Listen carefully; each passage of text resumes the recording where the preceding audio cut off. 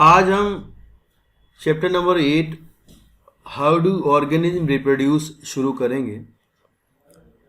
इस चैप्टर में पहले आपको एसेक्सुअल रिप्रोडक्शन पढ़ने को मिलेगा, फिर आपको sexual reproduction in plant, sexual reproduction in human और रिप्रोडक्टिव हेल्थ। कुछ इस तरह से 4 पार्ट में डिवाइड है चैप्टर। शुरुआत में इन्होंने थोड़ा थोड़ा इंट्रोडक्टरी रखा है, उसके बाद एसेक्सुअल रिप्रोडक्शन को शुरू करेंगे।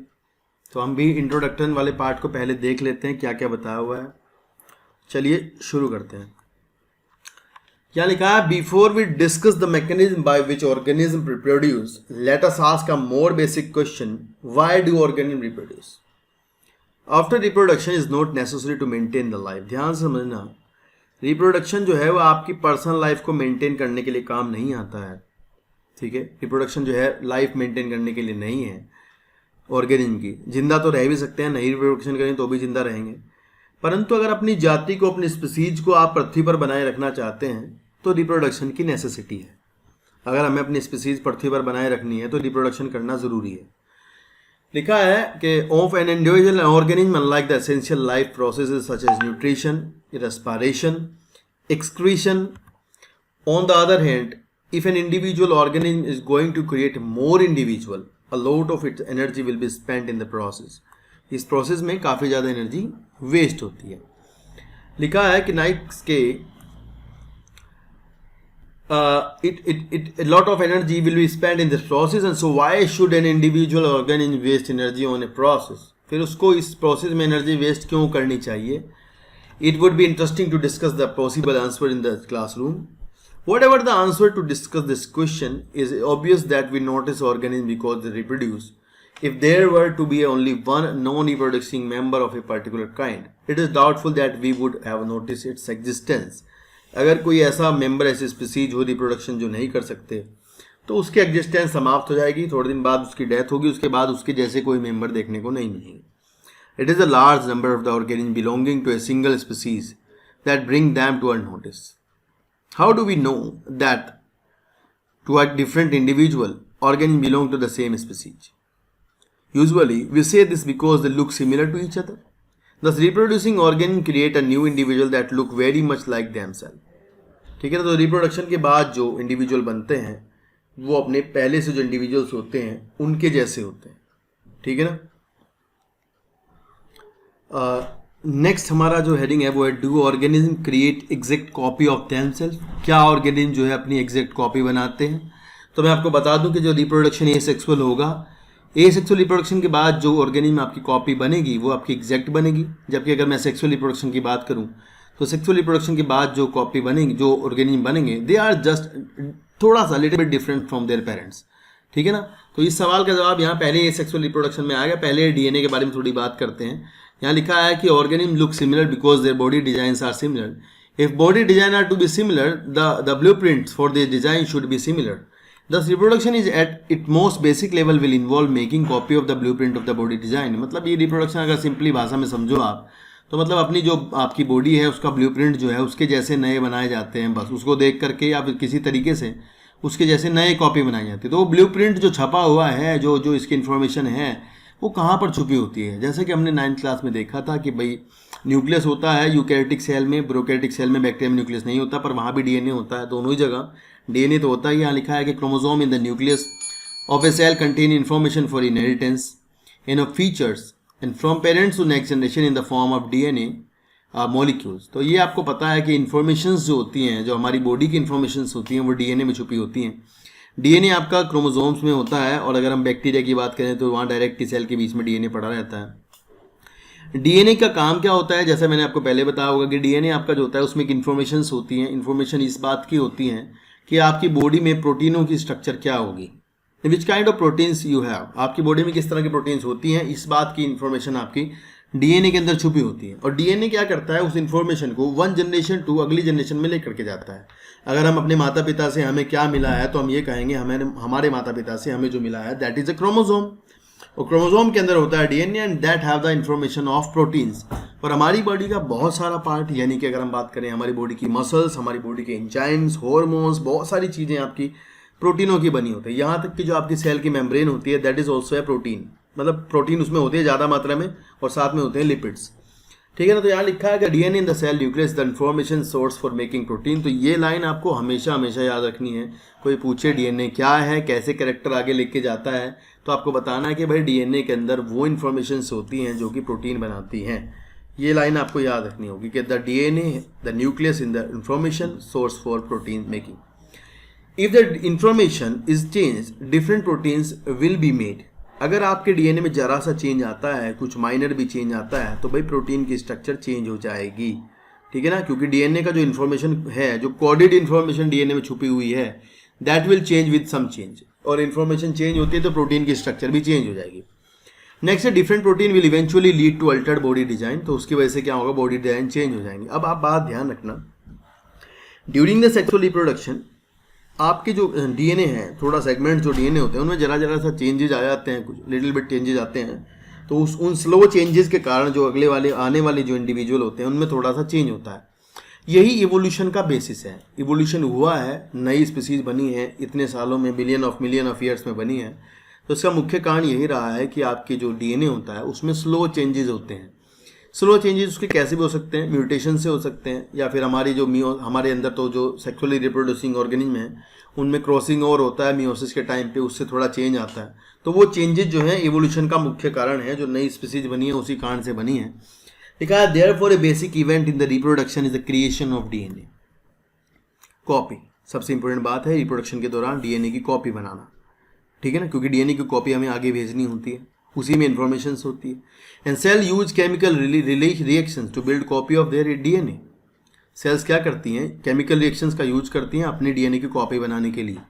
ठीक है ना। And this create two copy of the DNA in reproducing cell and they will be need to separate from each other.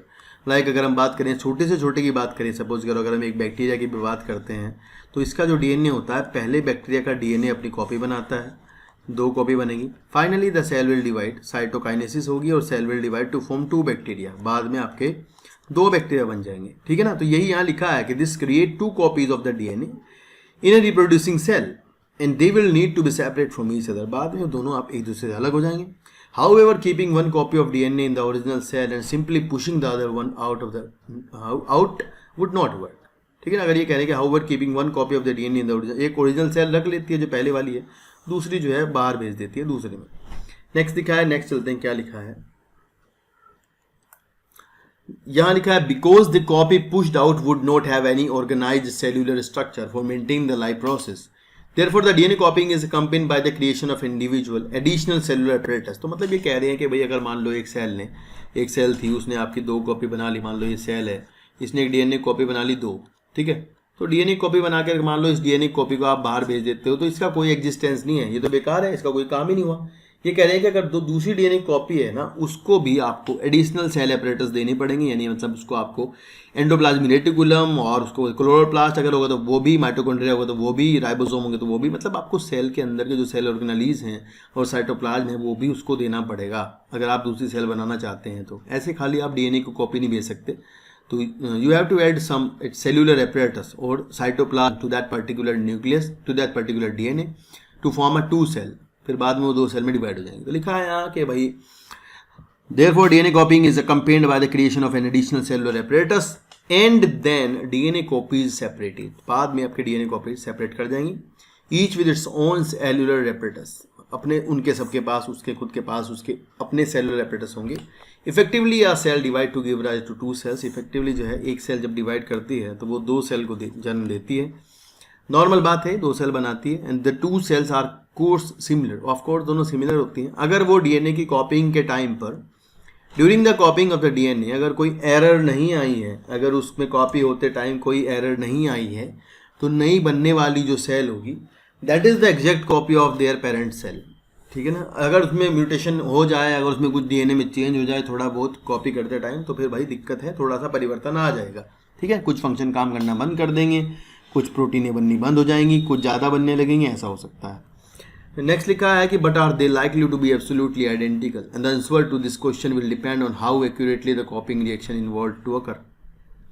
बात समझ रहे हैं? ये किस पर निर्भर करता है कि डीएनए की कॉपिंग की जो इन्फॉर्मेशन है, जब कॉपी हो रहा था तो उस समय वो कितना अच्छे से कॉपी हो रहा था, उस समय उसमें कोई एरर तो नहीं थी। नेक्स्ट है no biochemical reaction is absolutely reliable. ऐसा तो है नहीं कि डीएनए कॉपिंग में एरर नहीं आएगी, एरर तो आती है, हमेशा हर प्रोसेस में एरर आती है।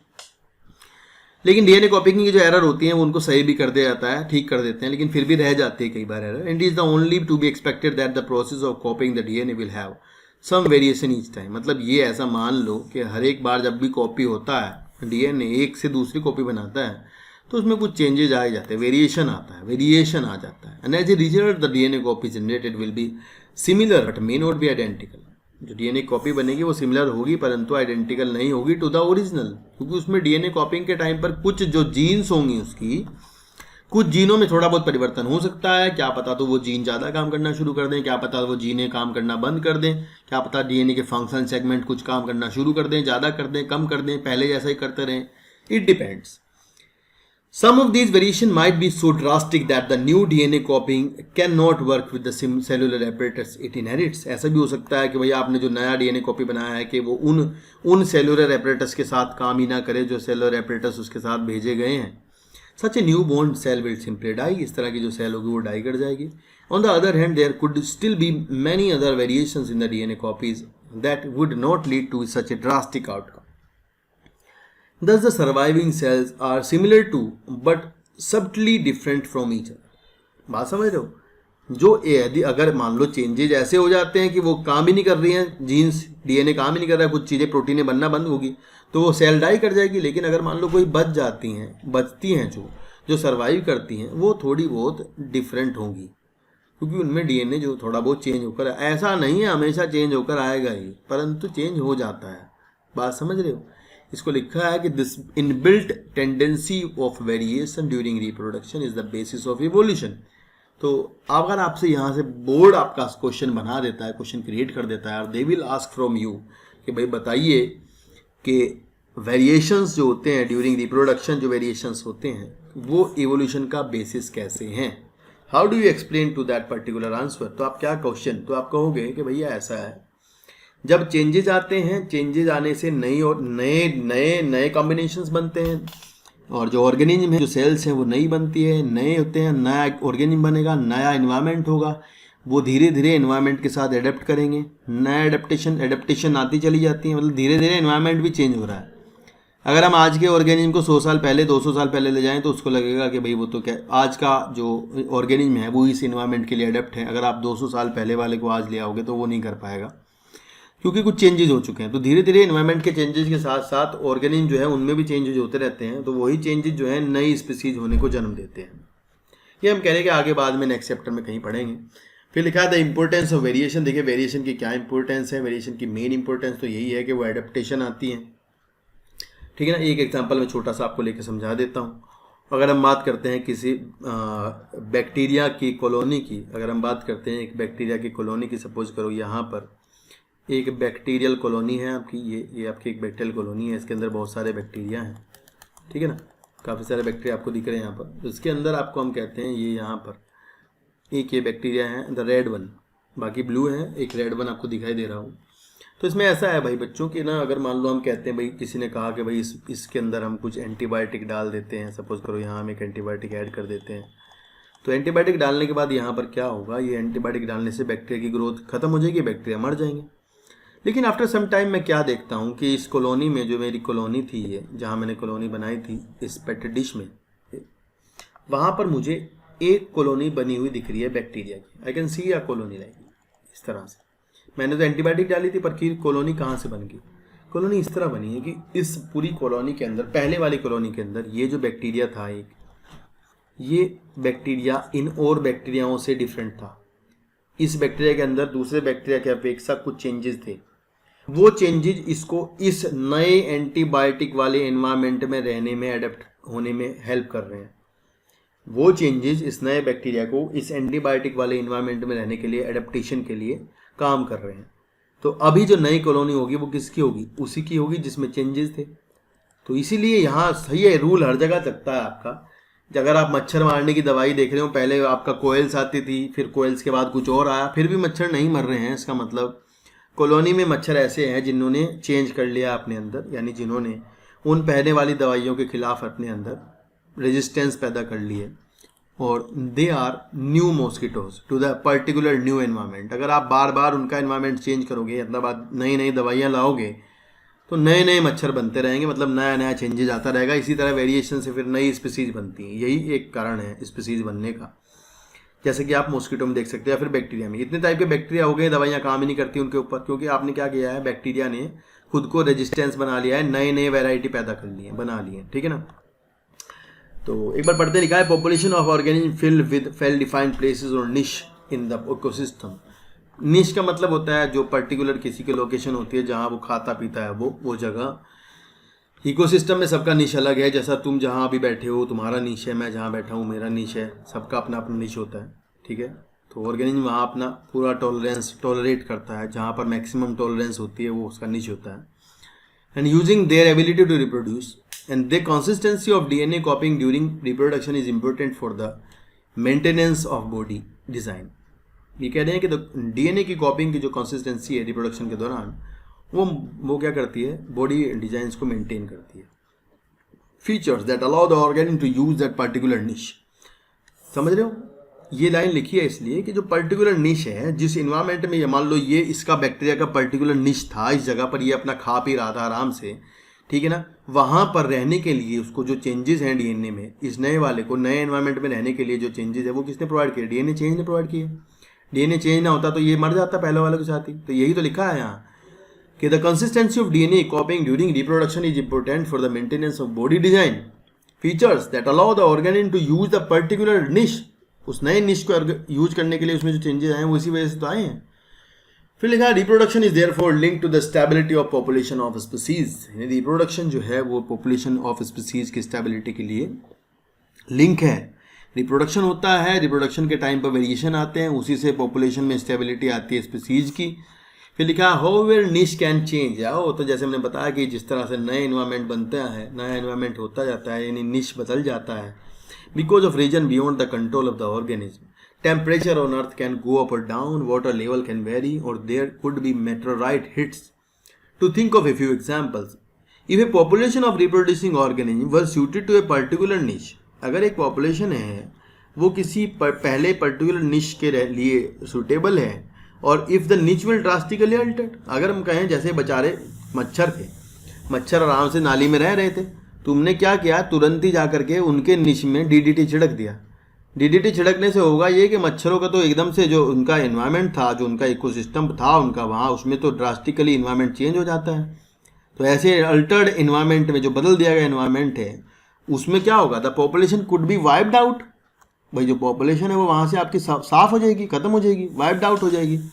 However if some variation were to be present, यदि उन मच्छरों में से किसी एक मच्छर के अंदर वेरिएशन रहा होगा, अगर उसमें किसी एक मच्छर में चेंज रहे होंगे, जो पहले वहाँ वो पहले वाले एनवायरनमेंट में नहीं कर अपने आप को बढ़ा पा रहा था, अब जो अल्टर्ड एनवायरनमेंट है उसमें वो वेरिएशंस जो होंगे उसके, वो वेरिएशंस उसको वहाँ पर अपनी पॉपुलेशन बनाने में मदद करते हैं।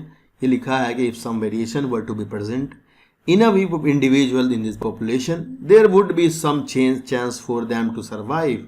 Thus, if there were a population of bacteria living in the temperate waters, the water temperature will be to increase by global warming.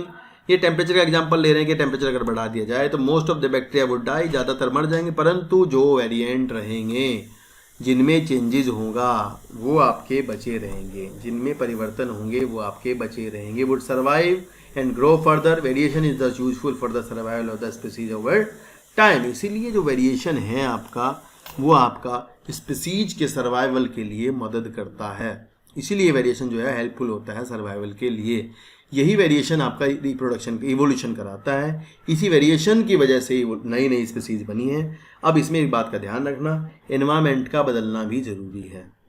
Environmental forces जो हैं वही बदलने के लिए फोर्स पैदा करते हैं, उसी की वजह से जो चेंजेस होते हैं पहले से वो एडेप्टेशन में कन्वर्ट हो जाते हैं, और नया एनवायरनमेंट जो होता है वो उनके लिए अनुकूल होता है, फेवरेबल होता है, जिसमें वो रिप्रोडक्शन कर सकते हैं और अपनी स्पीसीज को बढ़ा सकते हैं। ठीक है ना बात। चलिए आगे देखते हैं। यहां नेक्स्ट पेज से फिर आपको एसेक्सुअल रिप्रोडक्शन शुरू होता है। एसेक्सुअल रिप्रोडक्शन में इन्होंने सबसे पहले आपका जो है फिजन को शुरू किया है। फिजन सबसे सिंपल टाइप का रिप्रोडक्शन है जो कि आपके कुछ बैक्टीरिया, प्रोटोजोआ इनमें देखने को मिलता है। इसमें होता क्या है कि जो यूनिसेलुलर ऑर्गेनिज्म होते हैं, एक बात ध्यान रखना, यूनिसेलुलर ऑर्गेनिज्म में ग्रोथ और रिप्रोडक्शन एक ही बात होती है। ग्रोथ भी वही होती है, रिप्रोडक्शन भी वही होती है, ठीक है ना। तो यहाँ एक बार लिखा है, देखते क्या है। For unicellular organism cell division और fission lead to the certain creation of new individual. Unicellular organism जो होते हैं भाई, वो उनमें क्या होता है, सेल डिवीजन और या फिजन एक ही बात है। Many different pattern of fission have been observed, तरीका अलग अलग होते हैं अलग अलग ऑर्गेनिज्म में फिजन के। Many bacteria and protozoa simply split, अगर बात करें बैक्टीरिया की और प्रोटोजोआ की, they simply split into two equal halves, दो इक्वल हाल्व्स में टूट जाते हैं during the cell division. In organism such as amoeba the splitting of the two cell during cell division can take place in any plane. ये आपको ध्यान रखना है, ये इन्होंने जानबूझ के यहाँ लिखा है एनी प्लेन, ये किसी वजह से लिखा है इन्होंने यहाँ पर, ये मैं बताऊंगा क्यों लिखा है एनी प्लेन। यहाँ आपको दिख रहा है देखो फिजन, फिजन मतलब आपकी जो ये सेल है अमीबा की या फिर बैक्टीरिया की भी होती तो भी उसमें पहले उसका जो डीएनए है वो कॉपी करता है। लाइक अगर ये अमीबा है तो पहले इसका जो डीएनए है अंदर, ये न्यूक्लियस होगा इसके अंदर, तो ये यूकैरियोटिक सेल है, इसके अंदर क्रोमोसोम्स होंगे, वो माइटोसिस से डिवाइड करते हैं और फिर दो न्यूक्लियस बना लेते हैं, लाइक इस तरह से। और फिर किसी भी प्लेन से, क्योंकि अमीबा जो है कि अमीबा की कोई सिमेट्री तो होती नहीं है ना, अमीबा ये सिमेट्रिक है ना, कोई सिमेट्री नहीं है, तो यूनिसेलुलर है, सेल है, वो भी एनिमल सेल है। तो ये यहाँ से कट जाए फिर, या फिर यहाँ से कटे, या फिर यहाँ से किसी जगह से भी बाद में दो न्यूक्लियस फॉर्म होने के बाद ये किसी भी प्लेन से दो भागों में बढ़ जाता है और आपके दो अमीबा बन जाते हैं, दो ऑर्गेनिज्म बन जाते हैं अलग से, ठीक है। आगे देखिए, यहाँ नीचे इन्होंने डायग्राम आपको दिखाया है जो कि आपका किसका है, लेशमानिया का है। इसमें इन्होंने लिखा है कि बाइनरी फ्यूजन इन लेशमानिया। यहाँ आपको खास क्या दिख रहा है, वो तो वही रहा है, न्यूक्लियस पहले दो न्यूक्लियस बने, उसके बाद जो डिवीजन हुआ है वो थोड़ा लॉन्गिट्यूडनल हुआ है। लाइक डिवीजन जो है यूं एक प्लेन से हुआ, तो देयर इज ए प्लेन, यहाँ लिखा है ऊपर एनी प्लेन, यहाँ लिखा है यहाँ एक प्लेन है जिस विशेष प्रकार के प्लेन से कटता है। अगर युगलीना होता तो भी ऐसे होता, ठीक है ना। तो मतलब देयर इज ए प्लेन यहाँ से, तो इसको बोलते हैं, आपसे पूछेंगे कि लॉन्गिट्यूडनल बाइनरी फ्यूजन कहाँ देखने को मिलता है, तब आपका आंसर जो होगा लॉन्गिट्यूडनल के लिए वो होगा क्या, एंड इसमें आप लेशमानिया कह सकते हैं। लेशमानिया आपका काला आजार करता है, 9th में था, तो ये आपका, इसको हम ये भी कह सकते हैं कि ये लॉन्गिट्यूडनल है, लॉन्गिट्यूडनल बाइनरी फ्यूजन है। अगर आपसे पूछ लिया कि भाई बताओ ट्रांसवर्स बाइनरी फ्यूजन कहाँ होता है, ट्रांसवर्स, तो ट्रांसवर्स बाइनरी फ्यूजन आपका होता है पैरामीशियम में, ठीक है। ट्रांसवर्स आपका किस में होता है, पैरामीशियम में मिलता है, ठीक है। ट्रांसफर डिवीजन आपका किस में होता है, पैरामीशियम। ध्यान रखना है, सवाल आते हैं पेपर में इस तरह के, ठीक है। यहाँ लिखा है however some unicellular organism show somewhat more organisation of their body such as seen in Leishmania. Cause kala azar, तो दो क्वेश्चन बना लेंगे यहाँ से, एक तो ये और एक क्या कोज करता है, काला आजार कोल करता है, ठीक है, बीमारी का नाम है काला आजार। नेक्स्ट लिखा है कि which have a whip like structure at one end, यानी एक एंड पर इसके फ्लैजिला होती हैं। In such organism binary fusion occur in different orientation in relation to the body, ठीक है ना। यहाँ क्या है कि कुछ एक विशेष प्रकार से ओरिएंटेशन है, ऐसे ही नहीं कहीं से भी डिवाइड कर जाए, लाइक अमीबा। ध्यान रखना, दोनों में पहले न्यूक्लियस माइटोसिस से डिवाइड कर रहा है, इसमें माइटोसिस होगी, माइटोसिस के बाद ये न्यूक्लियस डिवाइड करेगा, दो बन जाएंगे और क्रोमोसोम नंबर कॉपी हो जाएंगे, डीएनए कॉपी हो जाएगा और फिर दो सेल बन जाएंगे, ठीक है। नेक्स्ट देखते हैं,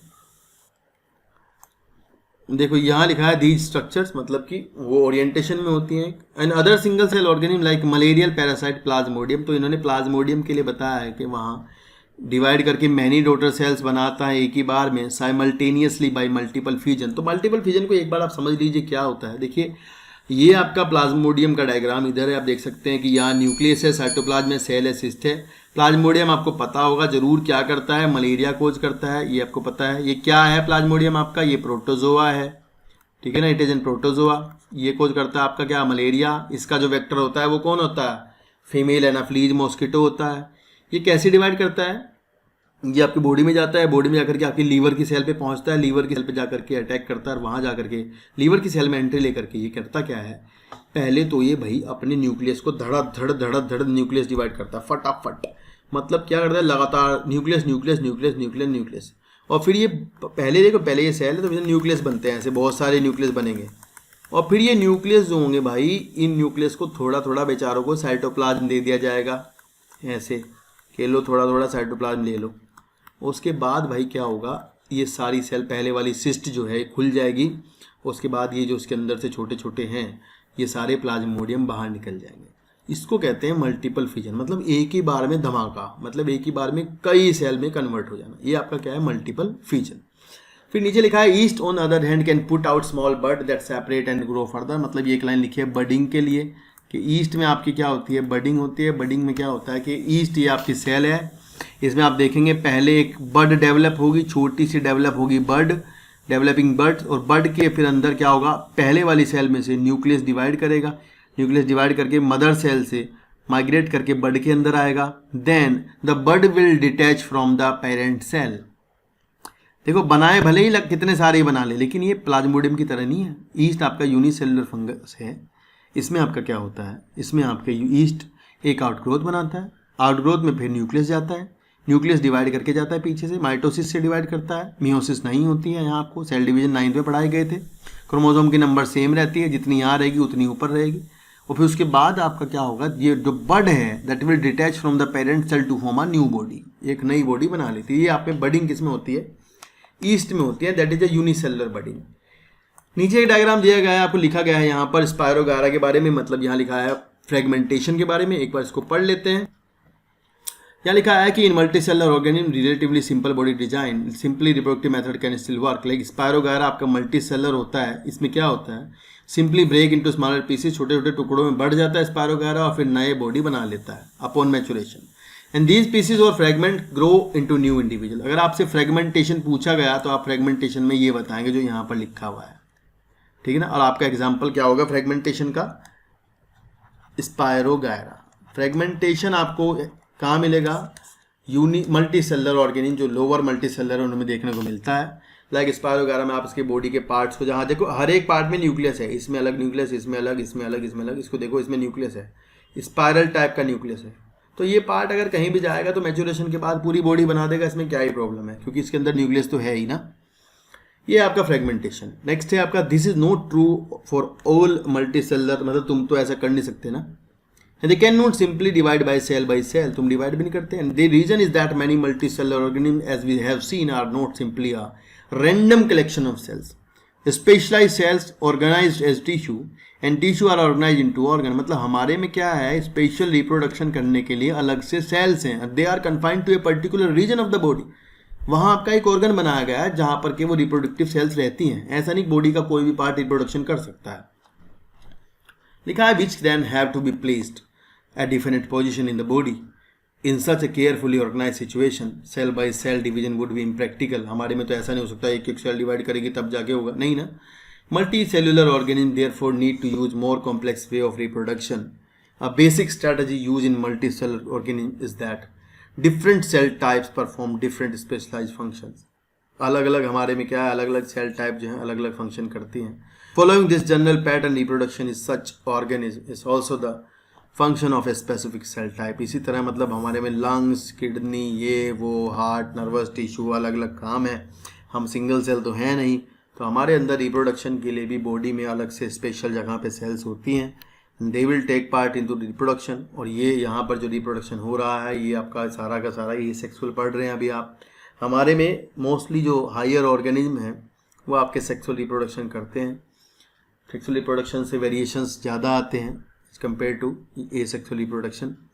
देखा however is reproduction to be achieved from a single cell type? If the organism itself consists of many cell type, the answer is that there must be a single cell type in the organism that is capable of growing, proliferating and making other cell type under the right circumstances।